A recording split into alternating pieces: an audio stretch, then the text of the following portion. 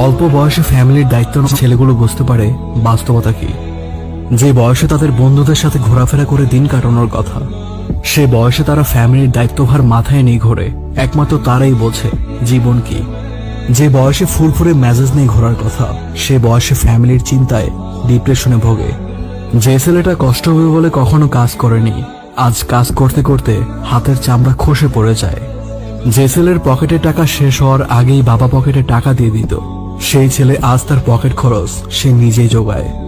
একটা সময় পর বুঝতে পারে ভাই বন্ধু কেউ পাশে থাকে না, মন খারাপ হলে তাদের পাশে কেউ থাকে না। অল্প বয়সের ফ্যামিলির দায়িত্ব নেওয়া ছেলেগুলোই দেখে পৃথিবীর মানুষের আসল রূপ। ফ্যামিলির একটু ভালোর জন্য, সুখের জন্য তারা স্যাক্রিফাইস করে দেয় তাদের জীবনটুকু। অল্প বয়সে ফ্যামিলির দায়িত্ব নেওয়া মানুষগুলোর শেষটা সুন্দর হোক।